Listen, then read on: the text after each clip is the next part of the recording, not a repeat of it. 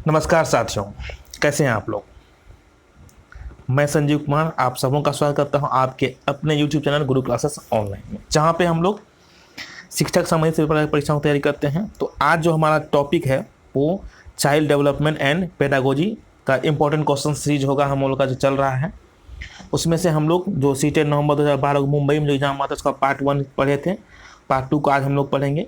और साथ ही साथ आप लोग इसमें आंसर कीजिएगा, आपको प्रॉपर टाइम मिलेगा और उसका हम लोग डिस्कशन करेंगे। इस तरह से एग्जाम हम तैयारी कर रहे हैं। तो हम लोग चलिए शुरू करते हैं। और जो नए हैं इस चैनल को जरूर सब्सक्राइब करें ताकि आपको इस तरह का वीडियो मिलते रहे। और साथ ही साथ तो वीडियो पसंद आए तो लाइक करें, अपने दूसरे दोस्तों को शेयर करें ताकि उससे भी वो सब भी इसका लाभ उठा सकें। चलिए, तो हमारा ये टॉपिक शुरू होता है। तो आपके सामने क्वेश्चन आ चुका है, आप वो क्वेश्चन को ठीक से पढ़ना है, उसके बाद आंसर देना है। उसके बाद सभी को गुड इवनिंग। चलिए, कोई भी लेट से भी आए हैं कोई बात नहीं है, तो आप लोग जल्दी से जुड़ते जाइए।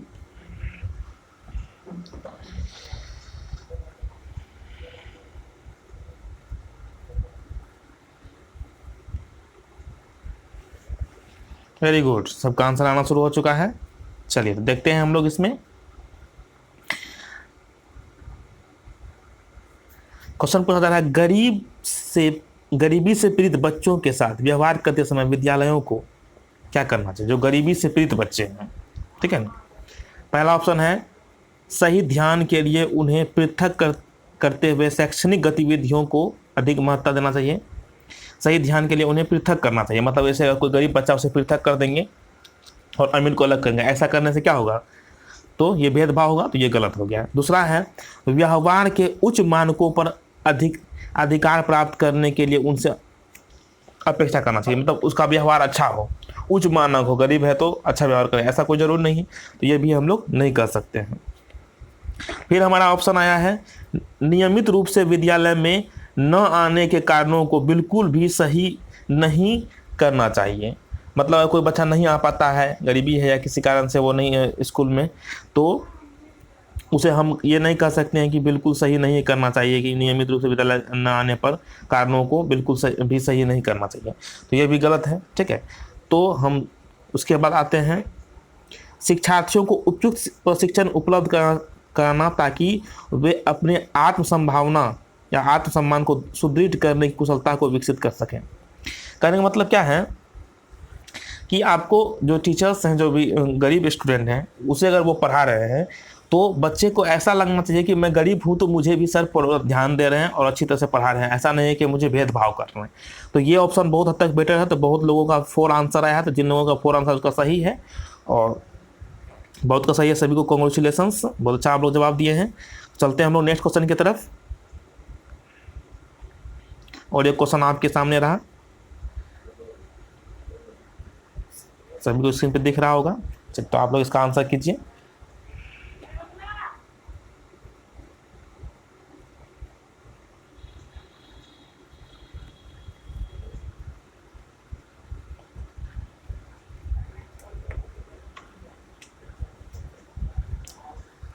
और अक्षम बच्चे, है ना।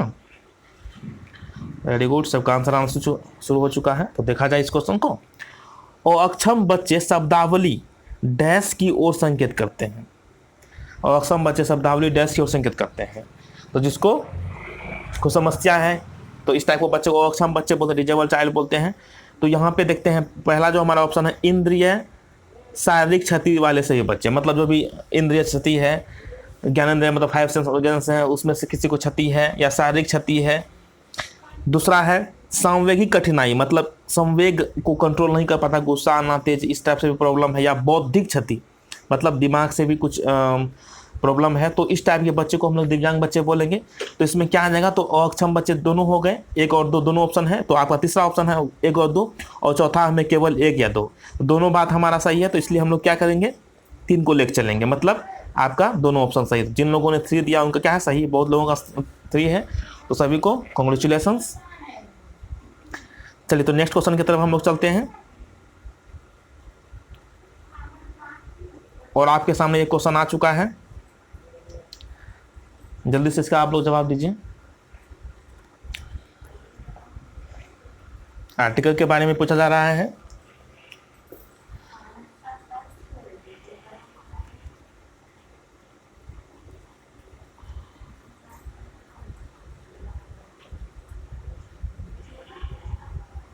वेरी गुड, बहुत बढ़िया आप लोग जवाब दे रहे हैं। चलिए तो देखिए इस क्वेश्चन को।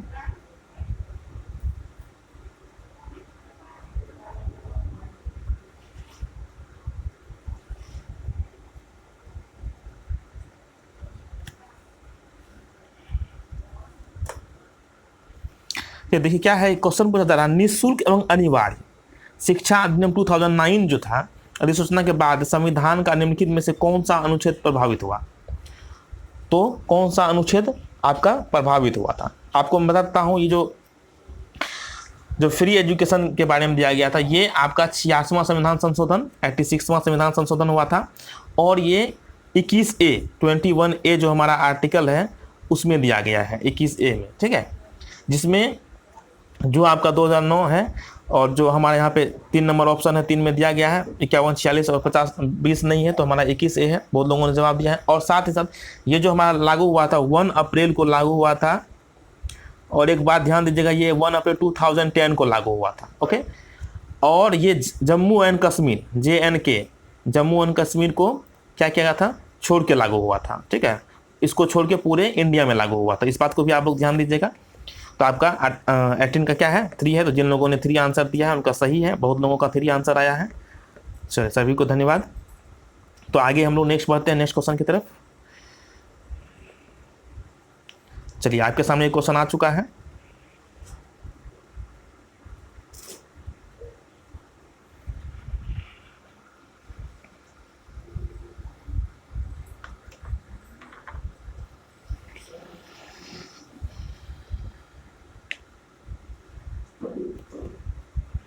बहुत अच्छा, चलिए कोई बात नहीं है, जो लेट से आए हैं, जहाँ से अभी तक आप लोग लाइव इसको लीजिए, क्लास कीजिए, उसके बाद अगर किसी का छूट जाएगा तो बैक करके आप लोग क्वेश्चंस को देख लीजिएगा, है ना, वीडियो को देख लीजिएगा और कमेंट कर दीजिएगा। चलिए बहुत अच्छा, देखते हैं इस क्वेश्चन को हम लोग।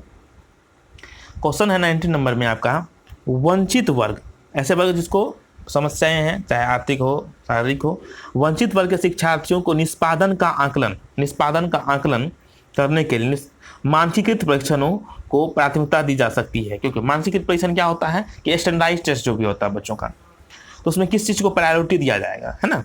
तो आपको इस टाइप का क्वेश्चन पूछा जा रहा है, तो इसमें हम लोग ऑप्शंस देखते हैं। आपका मानकीकृत परीक्षण केवल उन्हीं शिक्षार्थियों को दिए जा सकते हैं जो समाज के उच्च स्तर से आए हैं। ऐसा बात नहीं है जो सिर्फ उच्च स्तर से आए हैं उसको ही देंगे, ऐसा ही तो बात नहीं है, सभी को देना है। मानकीकृत परीक्षण वंचित वर्ग की विशिष्ट आवश्यकताओं को ध्यान में नहीं रखता है।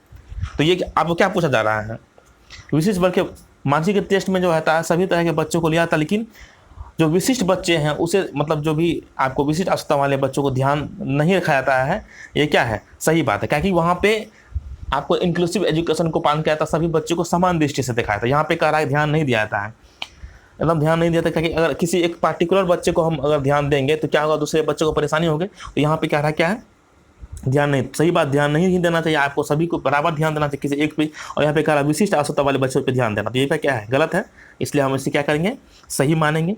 तीसरा ऑप्शन है, मानकीकृत परीक्षार्थी में मापन की बहुत त्रुटियां होती है।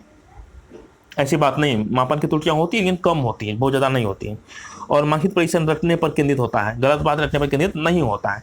तो ये सब ऑप्शन गलत है और आपका 2 सही है। तो जिन लोगों ने 2 दिया है उनका क्या है, सही है। ओके, बहुत का 2 है, वेरी गुड सभी को। तो नेक्स्ट क्वेश्चन की तरफ बढ़ा जाए। चलिए आपके सामने आ चुका है ये क्वेश्चन, ध्यान से देखिए आप लोग।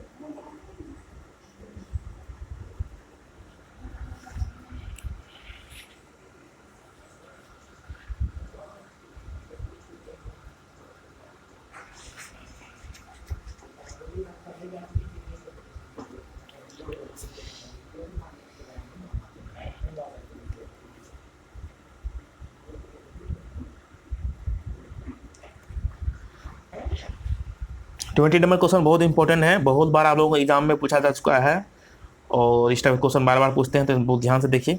बहुत बढ़िया, सभी का जवाब आ रहा है, सभी को धन्यवाद। क्या बात है, बॉयज एंड गर्ल्स दोनों बराबर जवाब दे रहे हैं, एक पे एक सब कोई हैं। चलिए ठीक है, तो देखते हैं हम लोग 20 नंबर क्वेश्चन को। कह रहा है विशेष बच्चों की प्रारंभ में ही पहचान करना महत्वपूर्ण है।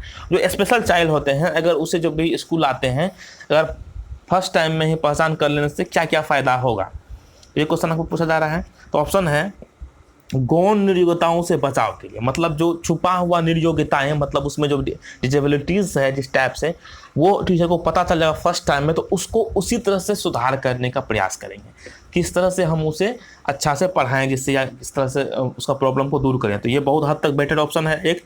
और कुछ ऑप्शन जो नीचे दिए हैं उसे हम लोग देखेंगे, कंपेरिजन करेंगे एंड देन आंसर पे पहुंचेंगे। ओके, तो आप लोग मेरे साथ कंपेरिजन कीजिए। ओके, चलिए नेक्स्ट है अन्य सामान्य बच्चों के अनुरूप बनने संबंधी अनेक स्वप्रयासों को निरुत्साहित करने के लिए, अन्य सामान्य बच्चों के अनुरूप बनने संबंधी अनेक स्वप्रयासों को, मतलब अन्य बच्चे तक क्यों बनाएंगे, अगर किसी में निर्योग्यता है तो दूसरे बच्चे से हम उसी तरह बनाएं, ऐसा कोई बात नहीं, उसका प्रॉब्लम को दूर करना, उसी प्रॉब्लम को दूर करते हुए हमें पढ़ाई देना। तो ये ऑप्शन आपका 2 नंबर बेटर नहीं है।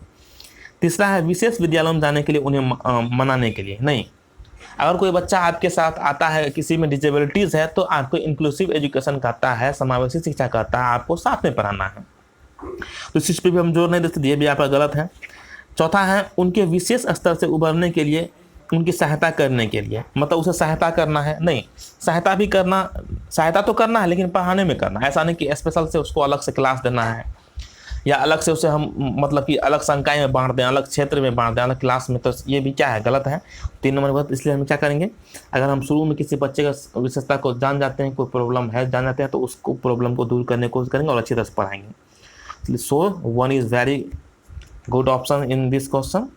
जिन लोगों ने 1 दिया है उनका क्या है, सही है। बहुत बढ़िया, आप लोगों का जवाब आ रहा है, वेरी गुड। आप लोगों को कॉन्सेप्ट क्लियर हो, यही मेरा उद्देश्य है। तो आगे बढ़ते हैं हम लोग नेक्स्ट क्वेश्चन की तरफ, और ये क्वेश्चन आपके सामने रहा।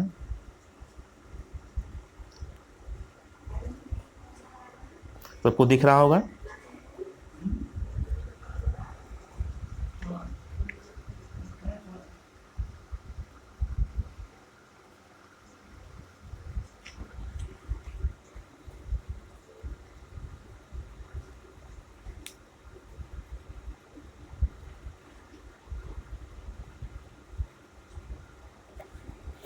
देखते हैं इस क्वेश्चन को हम लोग।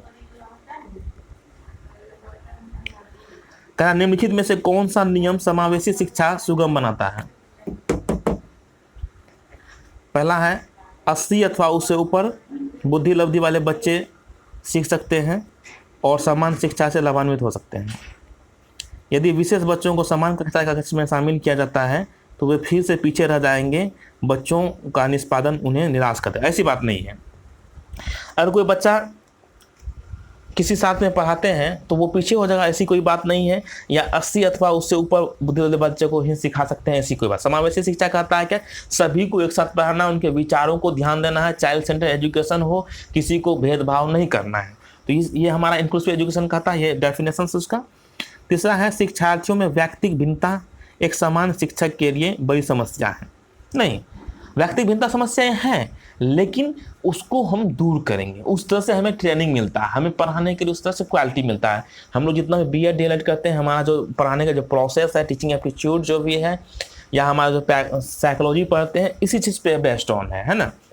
अभी हम लोग CDP पढ़ रहे हैं, तो इससे हम लोग को क्वेश्चन को बनाने के लिए ही नहीं, आपको बच्चे को हैंडल करने के लिए भी सीखने के लिए प्रोत्साहित किया जाता है। इसलिए हम लोग इस तरह से टेस्ट देते हैं।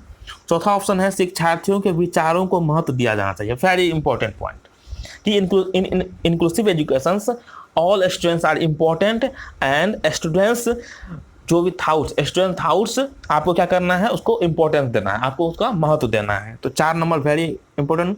सो your answer is 4 is right. And जिन लोगों ने 4 आंसर किया है उनका क्या है, सही है। चलिए तो नेक्स्ट क्वेश्चन की तरफ हम लोग बढ़ते हैं। आज जितने भी तरह के डाउट है हमारा इंक्लूसिव एजुकेशन से रिलेटेड और प्रीवियस ईयर से क्वेश्चन से सबको हम लोग आज देख रहे हैं, तो कोई डाउट आप लोगों को नहीं रहना चाहिए।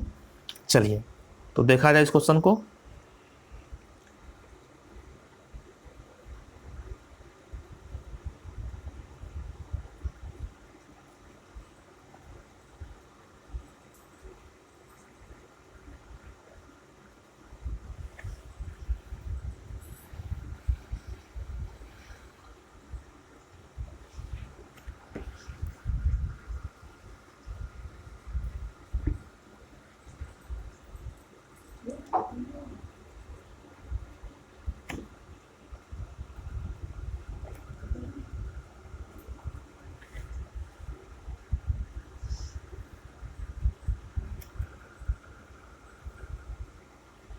चलिए, बहुत अच्छा, सबका जवाब आना शुरू हो गया। तो देखा जाए इस क्वेश्चन को, है ना।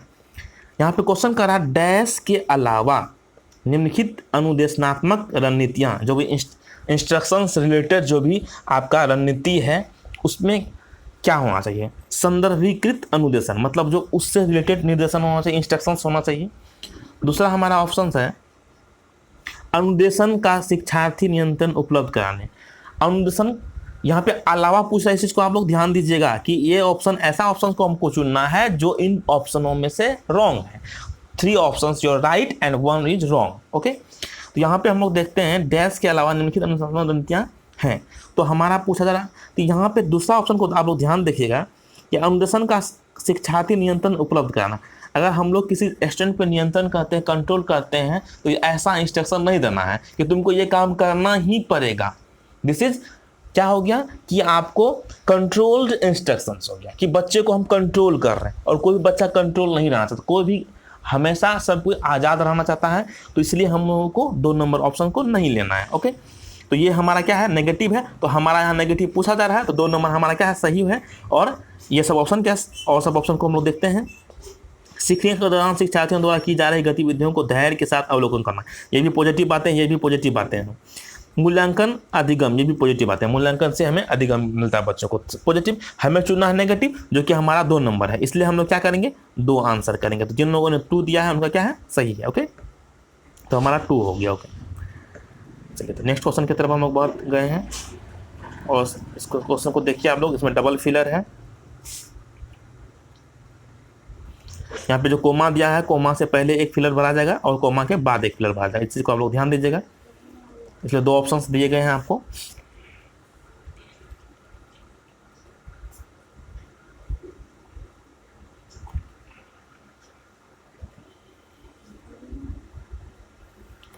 अपव्यवहार का मतलब होता है मिस बिहेवियर, मतलब जो मिस बिहेवियर होता है। ओके, तो देखते हैं, बहुत का आंसर आ चुका है।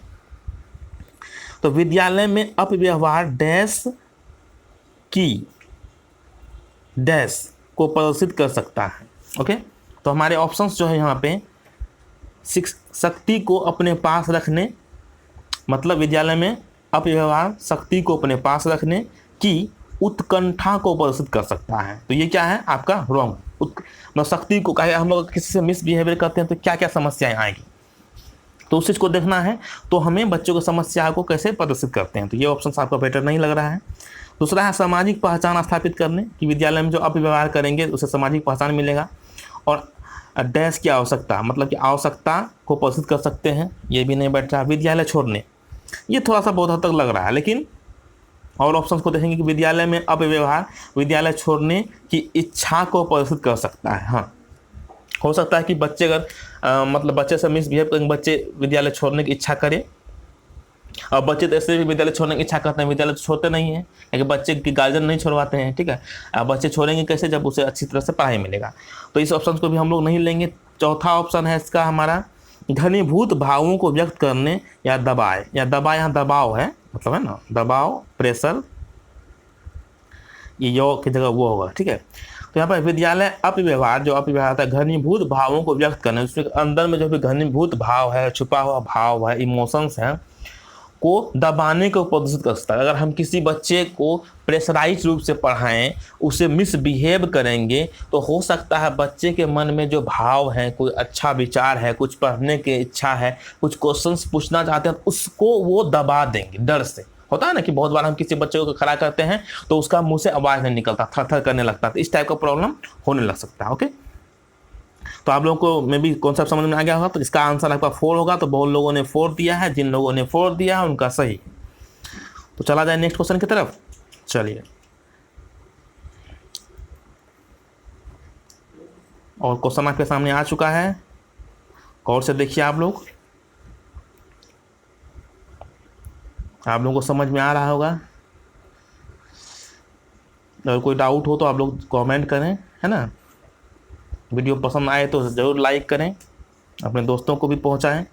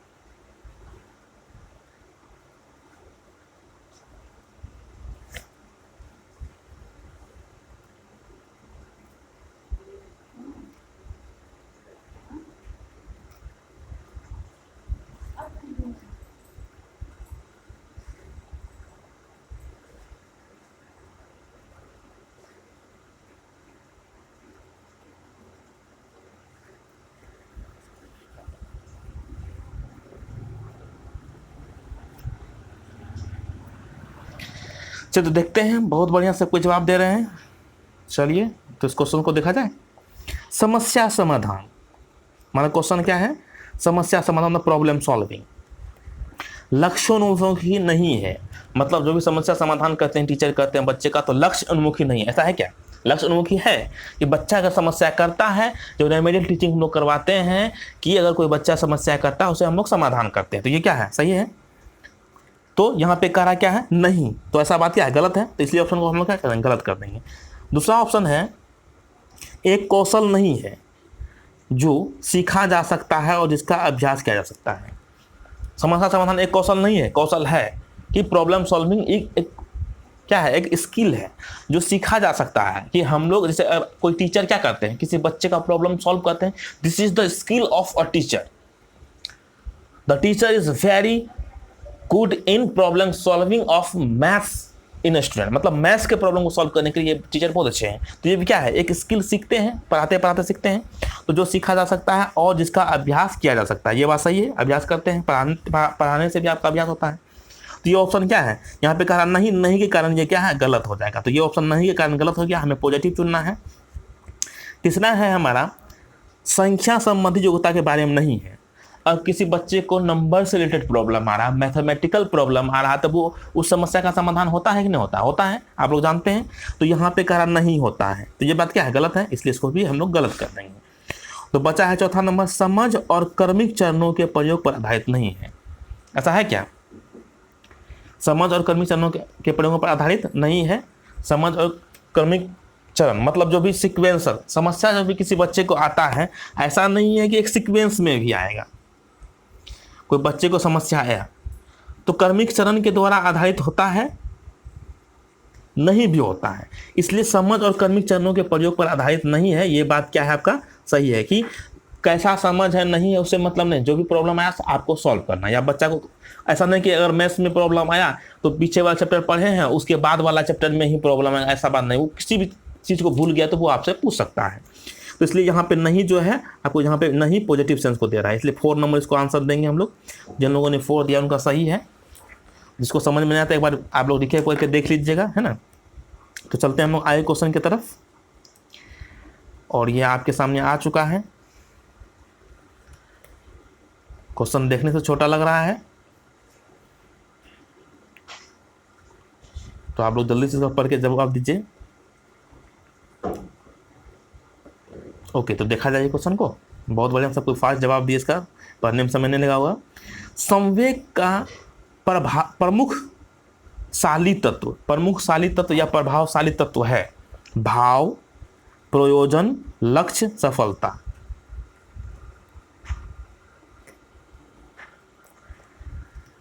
भाव मतलब इमोशन हो गया, प्रयोजन मतलब क्या हो गया, मोटिव्स हो गया, लक्ष्य मतलब एम हो गया, सफलता मतलब सक्सेस हो गया।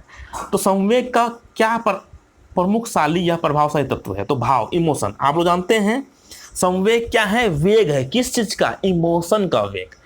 हंसना, रोना, चिल्लाना, है ना, कभी दुख होना, कभी सुख होना, है ना, तुरंत गुस्सा आ जाना, तुरंत गुस्सा शांत होना, ये सब क्या है, इमोशंस है, संवेग है। इसमें वेग बहुत फास्ट होता है, तुरंत किसी चीज को उतार चढ़ाव, just like a share market. Okay, तो यहाँ पे हमारा क्या है, संवेग का प्रभावशाली तत्व क्या है, भाव है, इमोशन है। तो इसका आंसर क्या होगा, 1 होगा। तो आप लोगों को समझ में आएगा, जिन लोगों ने 1 दिया है उनका क्या है, सही है। ओके, तो go to the next question. This is your question, so answer carefully, read carefully.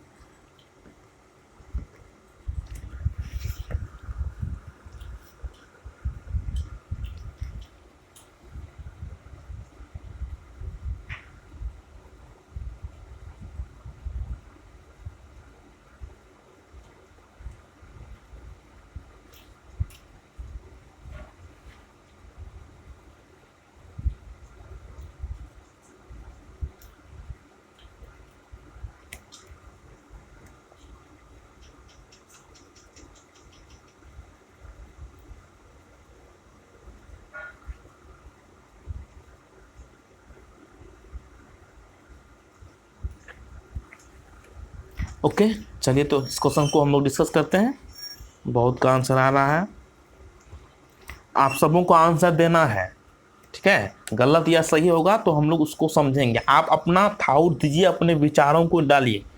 Okay, ऐसा नहीं कि सर हमसे गलती हो जाता तो अब आंसर नहीं देंगे, नहीं, आप सभी को आंसर देना है।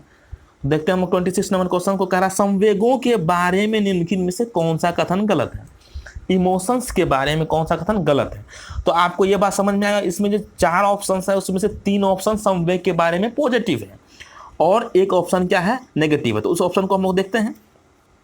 तो पहला ऑप्शन है हमारा है कि संवेगात्मक विकास, जो इमोशनल डेवलपमेंट होता है, एक क्रमिक प्रक्रिया है, एक सीक्वेंस प्रोसेस है या सीक्वेंशियल प्रोसेस है, जिसमें सरल संवेगों में जटिल संवेग प्रदर्शित होते हैं। जिसमें सरल संवेगों में मतलब सिंपल सा जो भी संवेग होता है उसमें जटिल संवेग प्रदर्शित होता है, ऐसा बात नहीं है।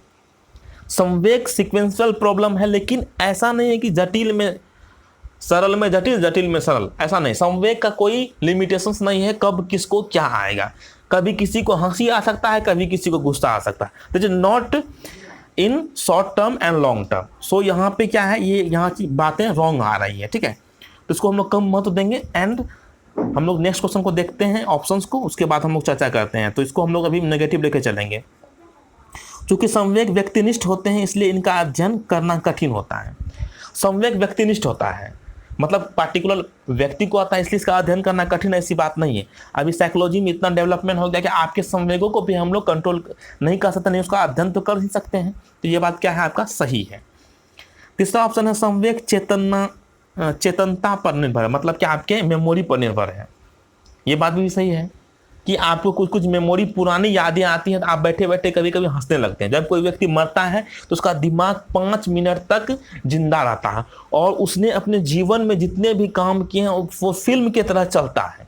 तो ये भी क्या है, आपकी मेमोरी में आपकी यादें आती है। कभी कभी बचपन की कुछ नटखटें याद आती है तो आपको हंसी लग जाता है। तो सीधा ये संवेग का क्या है, चेतनता पर ही निर्भर होता है। ओके, ये भी पॉजिटिव बातें हैं, तो इसको भी हम लोग पॉजिटिव देंगे। चौथा ऑप्शन है कि आपका अधिगम सिद्धांतवादी, जो भी अधिगम से सिद्धांतवादी होता है, लर्निंग जो भी कॉन्सेप्ट साइकोलॉजी देते हैं, समयों का इस रूप में व्याख्या करते हैं कि ये व्यक्ति के जीने और कल्याण में कैसे सहायता करते हैं। सही बात है। जो भी साइकोलॉजिस्ट हैं उन्होंने संवेग पे अध्ययन किया और उसने कहा कि संवेग आपके साथ चलता है, जीने में भी साथ देता है, कि बिना संवेग का जीवन भी नहीं है, कि आप में इमोशंस है और उसे आप कभी कभी कंट्रोल करते हैं, कभी कभी नहीं करते हैं। तो ये भी क्या है, जीने का एक तरीका है। तो ये भी ऑप्शन सही है। तो इसलिए 1 नंबर बहुत हद तक अनरिलेवेंट है, तो इसलिए हम लोग 1 को गलत मानेंगे, अलावा मानेंगे, इसलिए 1 नंबर क्या है, सही है। तो जिन लोगों ने 1 दिया है उनका क्या है, सही कॉन्सेप्ट क्लियर हो गया होगा आप लोगों का। चलिए तो नेक्स्ट क्वेश्चन की तरफ हम लोग बढ़ते हैं। बहुत बढ़िया, बहुत कुछ जवाब दिए हैं। तो जिन लोगों ने दिया है जवाब, सभी को धन्यवाद। और आपके सामने एक क्वेश्चन आ चुका है, ये क्वेश्चन थोड़ा सा बड़ा है, तो आप लोग पढ़िए, फिर चौथा ऑप्शन में आप लोगों को दिखाता हूँ। ओके, एक बार पढ़ लीजिए।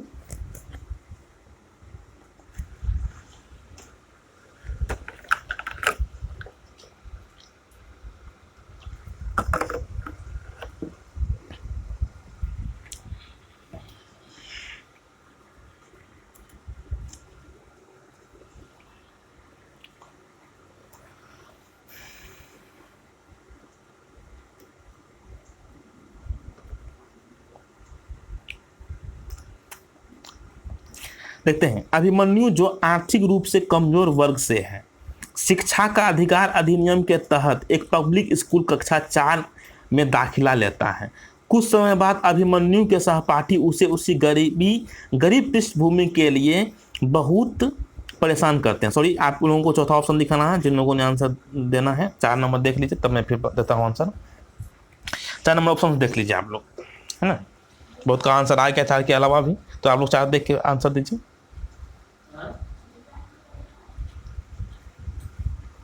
देख लिए होंगे। चलिए तो मैं आप थोड़ा सा क्वेश्चन को स्लाइड करता हूं ऊपर की तरफ। क्या कह रहा है कि अभिमन्यु जो आर्थिक रूप से कमजोर वर्ग से, मतलब जो गरीब बच्चा है, के तहत एक पब्लिक स्कूल कक्षा 4 में दाखिला लेता है। कुछ समय बाद अभिमन्यु के सहपाठी उसकी गरीब पृष्ठभूमि के लिए बहुत परेशान करते हैं। मतलब कोई बच्चा गरीब है तो उसे कुछ से कुछ कहते हैं, तुम गरीब हो, ये हो, उसको दिखा के टॉफ़ी खाते हैं, है ना, अलग अलग तरह से उसे मतलब क्या करते हैं, प्रॉब्लम में क्रिएट करते हैं। तो उस सिचुएशन में क्या होगा, एक शिक्षक के रूप में, अगर आप शिक्षक हैं, आप लोगों में से कोई अगर शिक्षक बनेगा, ऐसी समस्याएं आएगी तो आप क्या कीजिएगा? इसलिए में क्या करेंगे? यदि आपको कोहलबर्ग के नैतिक विकास के सिद्धांत का अनुगमन, आप लोगों को पता है कि मॉरल डेवलपमेंट का थ्योरी किन्होंने दिया है? कोहलबर्ग जी ने दिया है।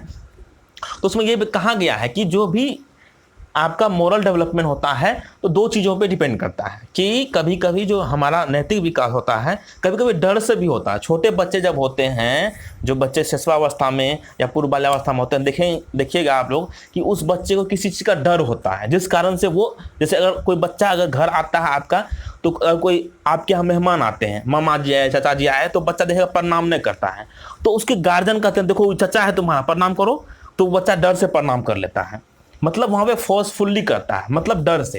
तो यहाँ पे जो है तो कोहलबर्ग ने इस बात को चर्चा किया है। तो आपको ये दिमाग में रखना है कि कभी कभी जो स्टार्टिंग पीरियड होता है बच्चों का, जो इमोशनल डेवलपमेंट होता है, उस समय बच्चे डर के भाव से भी अपने मतलब कि मॉरलिटी को दिखाते हैं, ताकि उसे समाज में अच्छा महत्व मिले या मारूर नहीं लगे।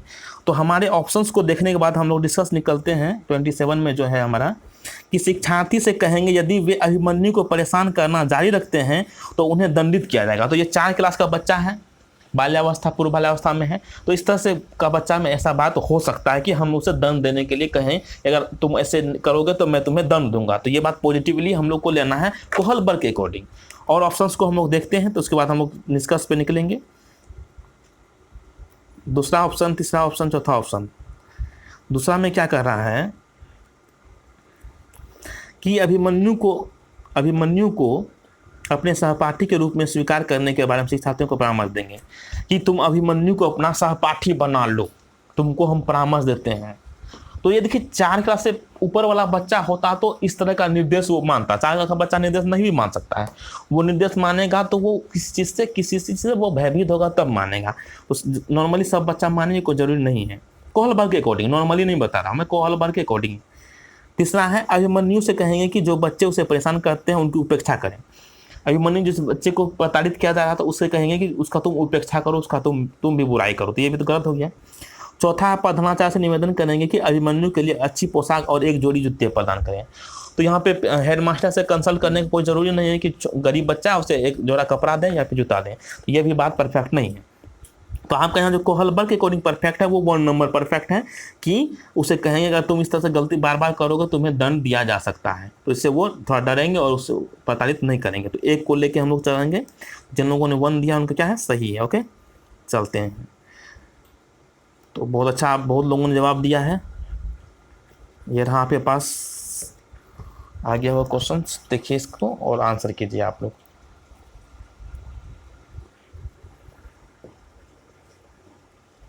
क्वेश्चन सही होना इंपॉर्टेंट नहीं, क्वेश्चन को समझना इंपॉर्टेंट है कि उस क्वेश्चन को आप लोग अच्छी कॉन्सेप्ट से समझिए तो ऑटोमेटिक है आप उसका आंसर कर सकते हैं। बहुत बार क्या होता है, हम लोग बार बार किताब ऑब्जेक्टिव एमसीक्यू बनाते हैं तो हमारा क्वेश्चंस बनाते बनाते दिमाग में याद हो जाता है और हम लोग सही करते हैं, लेकिन उसी में थोड़ा सा बात घुमाता तो हमारा गलत होता है। तो आप लोग को कॉन्सेप्ट क्लियर करना है, तब आपका साइकोलॉजी पे और आपको टीचिंग एटीट्यूड पे अच्छा कमांड होगा, है ना। आप लोग को प्रैक्टिकली सोचना है किसी चीज़ों को। चलिए तो देखते हैं 28 नंबर क्वेश्चन। मानसिक रूप से अवर विकसित बच्चों के लिए निम्नलिखित में से कौन से क्वेश्चनों पर बल देना। अवर विकसित का मतलब जो बच्चे का दिमाग सही ढंग से विकसित नहीं हुआ, अविकसित बच्चे, ओके, अवर विकसित बोले जाते हैं। तो दूसरा है ऑप्शन है हमारा कि संप्रेषण परक कौशल। जो हमारा ऑप्शन है कि अगर किन कौशलों पर बल देना, संप्रेषण मतलब बातचीत कौशल पे बल देना चाहिए। ऐसा क्यों कहा गया, देखिएगा आप लोग जो मानसिक रूप से जो बच्चे होते हैं, प्रॉब्लम या कम विकसित बच्चे होते हैं, वो बहुत कम बातचीत करते हैं। उसके गार्जियन हो या उसके जो समाज के या उसके दोस्त होते हैं वो उससे बात नहीं करते, बहुत कम बात करते हैं, है ना। और दूसरे व्यक्ति भी बात नहीं करते, बच्चा भी बात नहीं। इस दरमियान क्या होता है, उसमें एक कुंठा का भाव पैदा होने लगता है, उसे डर का भाव पैदा होता है, कम्युनिकेशन नहीं हो पाता है। जब तक कोई कम्युनिकेशन नहीं होगा तो किसी को क्या प्रॉब्लम है पता नहीं चल सकता है। तो इस कंडीशन में अगर किसी बच्चे का इस टाइप से प्रॉब्लम है, उसका हम लोग स्किल डेवलप करेंगे कि बातचीत वो करे, तो उससे उसकी समस्याओं को हम जान पाएंगे, तो और उसका हम लोग समाधान अच्छी तरह से कर सकते हैं। So 1 is better option and then we see other options, then we got answer. Okay, दूसरा ऑप्शन है संख्या आधारित कौशल, कि उसके संख्या आधारित कौशल पर विकास करेंगे, न्यूमेरिकल एबिलिटीज पर विकास करेंगे, तो ये भी ऑप्शन इंपॉर्टेंट नहीं है आपका। तीसरा है अनुकूलन कौशल, ये थोड़ा सा इंपॉर्टेंट लग रहा है कि अनुकूलन कौशल, कि बच्चे को हम लोग उसके एडजस्टमेंट स्किल को डेवलप करेंगे, कि वो किसी भी सिचुएशन में अपने आप को एडजस्ट करे। ये हद तक लग रहा है, लेकिन इससे ज़्यादा इंपॉर्टेंट है आपको उसका कम्युनिकेशन स्किल को डेवलप करना, तो एक नंबर ज़्यादा बेटर है। चौथा है जीवन कौशल, कि उसके लाइफ कौशल को डेवलप किया, लाइफ कैसे जिए इसको डेवलप करना। तो ये पूरा लाइफ कौशल को डेवलप करना टीचर के बस का नहीं, वो गार्जियन के सपोर्ट से भी होगा, और जीवन तक तो बच्चे नहीं पढ़ते हैं। इसलिए हम लोग क्या करेंगे, एक नंबर को लेकर चलेंगे कि आपको इनिशियली आपके उसको टॉकिंग स्किल और को डेवलप करना, तो 1 number is better answer. Okay, बहुत लोगों ने दिया है, सभी को धन्यवाद। चलते हैं हम लोग नेक्स्ट क्वेश्चन की तरफ। क्वेश्चन आपके स्क्रीन पे है।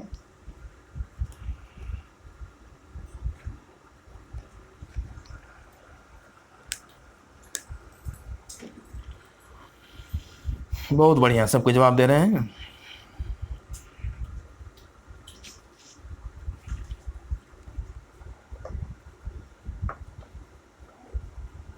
आप लोग एग्जाम का चिंता छोड़ दीजिए, मैं पूरे क्लास को करवाऊंगा, सब सब्जेक्ट कराऊंगा, आपको कोई भी प्रॉब्लम नहीं रहेगा। हमारे चैनल पे सभी तरह का वीडियो आएगा, आप लोग देखिए, लाइव क्लास कीजिए, कोई भी डाउट नहीं रहेगा। अगर कोई डाउट रहता है तो आप लोग जरूर कमेंट करें। ओके, और ये क्वेश्चन का आंसर आगे देखते हैं हम लोग। कह रहा कि चाक्षुष रूप से चुनौतीपूर्ण शिक्षार्थियों को अधिकतम सहयोग प्राप्त होगा यदि, चाक्षुष मतलब क्या होगा, जो दृष्टि से संबंधित है समस्याएं वाले बच्चे हैं, किस चीज़ को सबसे अधिक लाभ होगा। पहला ऑप्शन है मतलब अधिक सहयोग, उनका सीखना शिक्षक द्वारा चर्चा करने के माध्यम से होगा। और उनका सीखना शिक्षक द्वारा चर्चा करने के माध्यम से होगा। दूसरा है उनकी जीवित रहने की रणनीतियों को मजबूत होगी। अगर उसका जो जीवित रहना है तो आँख से संबंधित प्रॉब्लम है, तो जीवित रहने को मजबूती करने पे बल देने से अधिक लाभ होगा। हाँ, लाभ होगा, लेकिन उतना भी नहीं है। हमारे यहाँ पे एजुकेशन से रिलेटेड है, तो इसको महत्व कम देंगे हम लोग। समवयस्कों से अधिकतम सहायता प्राप्त करने के लिए सामाजिक कौशलों को संबोधित होगा, कि उसके जो समवयस्क हैं, उसके आसपास वाले बच्चे हैं, उससे अधिक सहयोग उसे मिले और वो सामाजिक कौशल को संबोधित करें। देखिए, अगर कोई दिव्यांग बच्चा या कोई अंधा बच्चा आपके स्कूल आता है, अगर उसके सहपाठी बहुत हद तक उसे सपोर्ट करते हैं, चलो तुम्हारा हाथ पकड़ के क्लास ले आते हैं, तुम ऐसे करो, तुम वैसे करो, तो इस कंडीशन में उस बच्चे के मन में ये होगा कि मैं बहुत कमज़ोर हूँ, इसलिए हमारे दोस्त हमारा सहायता कर रहे हैं, तो उसे अपने आप में क्या होगा, वो अपने आप को कम आंकेगा। तो और इंक्लूसिव एजुकेशन ऐसी बात नहीं कहती है। इंक्लूसिव एजुकेशन का कहना है कि किसी भी तरह का बच्चा हो, उसे नॉर्मल स्टूडेंट की तरह ट्रीट करना, ताकि उसे ऐसा फील नहीं हो कि मैं कमज़ोर हूँ अन्य बच्चों से। तो 3 number is not important. Okay, next option है सॉफ्टवेयर सहयोग ब्रेल लिपि उन्हें सिखाई जाए, कि चाक्षुष रूप से चुनौतीपूर्ण शिक्षार्थियों को अधिकतम सहयोग प्राप्त होगा यदि उसे ब्रेल लिपि, हाँ ब्रेल लिपि से पढ़ाना बहुत अच्छा होता है, कि ब्रेल लिपि से अगर पढ़ाते हैं तो उसका क्या होता है, लाभ होता है। लेकिन सॉफ्टवेयर सहयोग ब्रेल लिपि कि मतलब बहुत सा सॉफ्टवेयर डेवलप उससे हम पढ़ाएंगे, ये भी सही है। लेकिन एक चीज़ बताइए, चुनौतीपूर्ण शिक्षार्थियों को अधिकतम सहयोग, तो उसका सीखना शिक्षक द्वारा चर्चा करने के माध्यम से होगा, कि अगर कोई टीचर किसी टॉपिक पे चर्चा करते हैं, वो बोल बोल के किसी चीज़ को पढ़ाते हैं, साथ ही साथ ब्रेल लिपि का भी सहायता लेते हैं, इससे बच्चे ज़्यादा सीखेंगे। तो इसलिए 1 नंबर ज़्यादा इंपॉर्टेंट। और जब स्कूल आते हैं बच्चे, तो बच्चे के जो आते हैं स्कूल, वो शिक्षक का बात सुनने के लिए आते हैं, तो इसलिए 1 नंबर हम लोग लेंगे, 1 नंबर ज़्यादा इंपॉर्टेंट है। तो जिन लोगों ने 1 दिया उनका सही है। ओके, तो चलते हैं, और आज का सेशन का अंतिम क्वेश्चन है आप लोग सामने, आप लोग अच्छी तरह से पढ़ के सही जवाब दीजिए।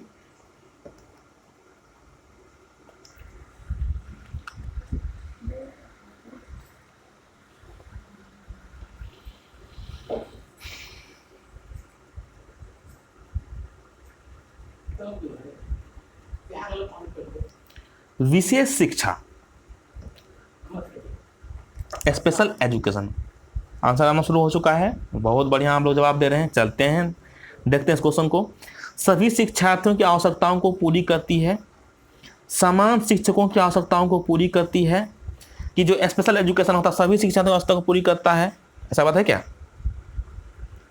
एक सब बच्चा को जरूरी नहीं होता है स्पेशल एजुकेशन का, जिसको स्पेशल नीड है उसको ज़रूरत पड़ता है, तो इस चीज़ को हम लोग नहीं कर सकते हैं। समान शिक्षकों की आवश्यकताओं को पूरा करता है, कि समान शिक्षक जो उसी का आवश्यकता पूरा करेगा, नहीं बात है, ये भी गलत है।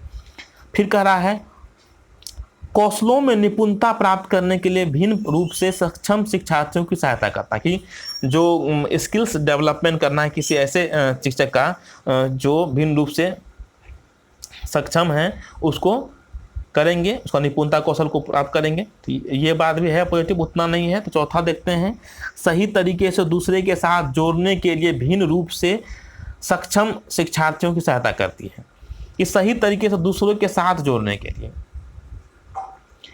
भिन्न रूप से सक्षम शिक्षार्थियों की सहायता करती है, कि मतलब कि सही तरीके से दूसरे के साथ जोड़े, मतलब कि आपको जो स्पेशल एजुकेशन जो दिया जाता है, कि जो भी बच्चा सही तरीके से दूसरे बच्चे, मतलब जो नॉर्मल स्टूडेंट है उसके साथ जो भी स्पेशल स्टूडेंट है वो वहाँ पे इंटरेक्ट कर सके, उसके साथ रह सके, उसके साथ पढ़ सके, उसके साथ पैर से पैर मिला के समस्याओं का समाधान कर सके।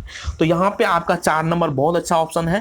तो 4 के साथ हम लोग चलेंगे। तो जिन लोगों ने 4 दिया है हमको क्या है, सही है, तो बहुत अच्छा। तो चलते हैं हम लोग। तो बहुत आप लोगों को जो भी समस्याएं होगा तो वो समाधान हो गया, मैं भी मैं आशा करता हूँ। तो और भी अगर कोई डाउट हो तो आप लोग कमेंट करें, और क्या इम्प्रूवमेंट आप लोगों को चाहिए वो भी बताएं। और जो भी नए हैं इस चैनल पे तो ज़रूर चैनल को सब्सक्राइब करें, साथ साथ लाइक और शेयर करें। ओके, ठीक है, सभी को धन्यवाद, मिलते हैं नेक्स्ट वीडियो में।